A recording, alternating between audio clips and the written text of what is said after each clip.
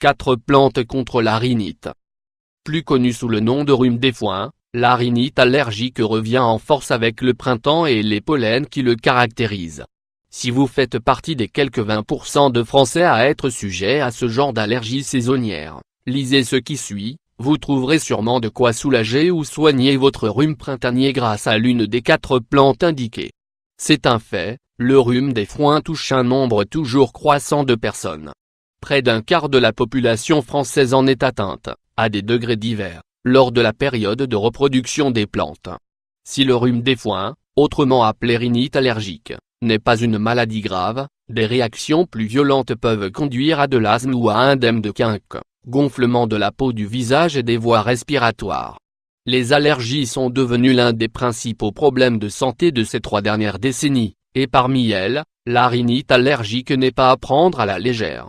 C'est pourquoi je vous propose 4 plantes pour la traiter, et aussi une petite recette qui les emploie.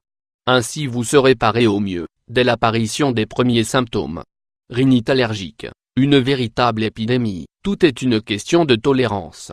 L'allergie est une réaction excessive de notre système immunitaire qui, régulièrement sollicité par une molécule en particulier présente dans la nourriture ou dans l'air, finit par l'identifier comme un poison.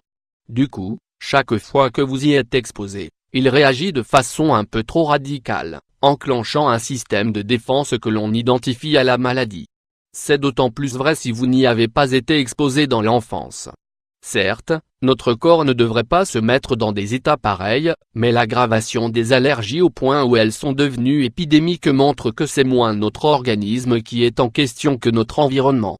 L'alimentation industrielle et la pollution sont mauvaises pour notre santé, et notre dérèglement immunitaire n'est en fait qu'un symptôme de nos mauvaises conditions de vie. Une alarme ne se dérègle pas parce qu'elle ne se déclenche jamais, mais au contraire, parce qu'elle est trop souvent sollicitée. Mais comment expliquer, alors que nous vivons avec des plantes depuis nos origines, que nous supportions de moins en moins leur fréquentation? Le rhume des foins en question, la rhinite allergique, ou rhume des foins, a encore un autre petit nom charmant, la pollinose. Les responsables de cette autre dénomination sont les molécules présentes dans les grains de pollen, d'où résultent les rhinites, les conjonctivites, la toux, l'asthme, l'eczéma et l'urticaire. En ce moment, c'est la saison du bouleau, pourtant idéale pour la détoxification. Celui-ci rend spécifiquement allergique au nord de la France, dans le sud, c'est plutôt le cyprès, et dans la vallée du Rhône, l'ambroisie, devenue un problème national.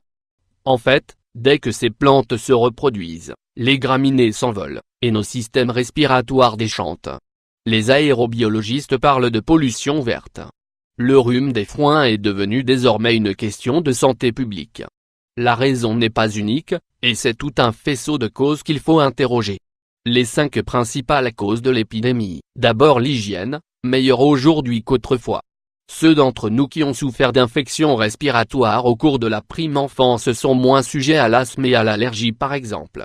Il se peut qu'une stimulation précoce du système immunitaire joue un rôle de prévention des maladies allergiques. Si les enfants élevés à la campagne montrent moins d'allergies à l'âge adulte, ce n'est probablement pas un hasard. D'ailleurs, beaucoup d'allergies sont réversibles. Présentes chez l'enfant, elles peuvent s'atténuer à l'adolescence, voire disparaître à l'âge adulte. C'est le cas des rhinites et des allergies cutanées. Les intolérances alimentaires, malheureusement, régressent rarement. Ensuite, la main de l'homme. Les terres en friche et les terrains vagues à l'orée des villes favorisent la prolifération des graminées responsables du rhume des foins. La présence d'autres espèces très allergisantes, comme l'olivier ou le cyprès, accroît aussi le risque. La pollution atmosphérique joue également un rôle notable. Les moteurs diesel, favorisés un temps par l'État pour leur moindre consommation de carburant, ont largement augmenté la présence de particules fines dans l'atmosphère. La pollution à l'ozone, également due au trafic routier, mais aussi à l'agriculture industrielle, n'y est pas non plus pour rien. Normalement, le mucus nasal sert à protéger nos voies respiratoires. Et lorsque nous avons envie de nous moucher, c'est que notre muqueuse nasale nous prévient que nous ne devrions pas respirer certains éléments nocifs. Mais lorsque notre environnement est rempli de particules et de fumée, l'alarme est déréglée et laisse passer les pollens, qui dérèglent à leur tour notre système immunitaire. Ce problème ne concerne pas que les grandes agglomérations, puisqu'on constate que les pollinoses sont plus fréquentes dans les zones situées autour des axes routiers. L'augmentation du copuissance 2 dans l'air, due à la pollution globale, entraîne une production accrue de pollen par certaines plantes, parmi lesquelles l'ambroisie, dont les quantités de pollen ont doublé en 15 ans. Pour préserver son avenir, la plante produit une plus grande quantité de pollen, dont les molécules, des protéines de stress, sont allergisantes. Enfin, les changements climatiques qui entraînent des floraisons plus précoces et des saisons moins marquées, avec les changements de calendrier pollinique qui en résultent. Heureusement, la nature est toujours pleine de ressources.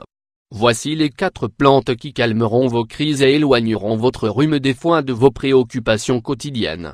Le plantain, cicatrisant du système respiratoire, la plante la plus recommandée contre les allergies est sans aucun doute le plantain.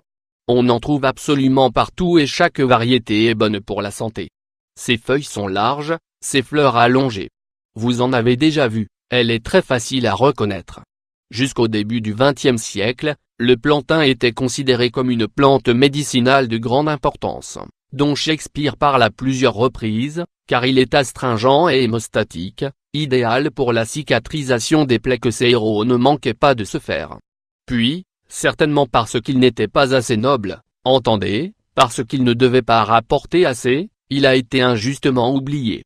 Riche en vitamines A et B, le plantain contient de la pygénine et d'autres précieuses substances anti-inflammatoires, anti-allergiques et bronchodilatatrices. En outre, il est antiseptique et expectorant.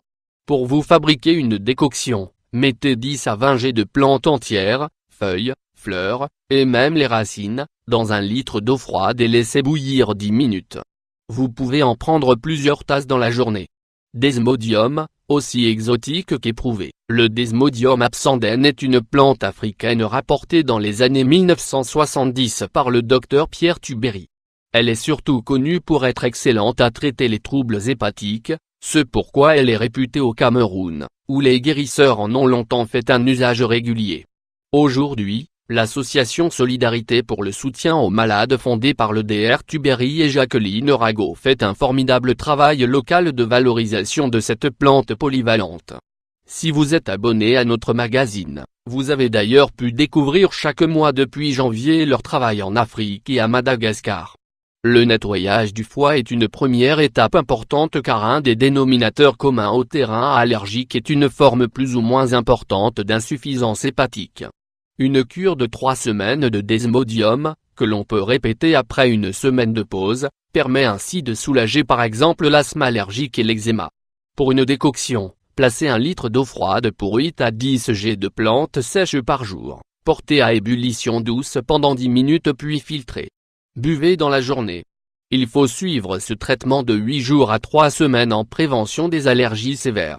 Si vous voulez vous procurer spécifiquement la formule liquide concentrée du Dr Tubéry, Desmopar, vous pouvez vous rendre sur son site CRP Phyto. Euphrase, celle qui égaye les yeux, le fraise, Euphrasia officinali, est une jolie petite plante, appelée aussi casse-lunette, parce qu'elle avait la réputation, d'après la théorie des signatures, de soigner les yeux. Celle que l'on tient le plus souvent pour une mauvaise herbe soulage effectivement les inflammations de la conjonctivite et des paupières.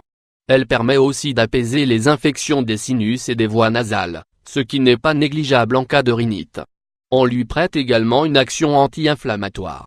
Faites bouillir 1 litre d'eau 3 minutes puis laissez infuser dedans 30 g de plantes, partie aérienne, pendant 10 minutes.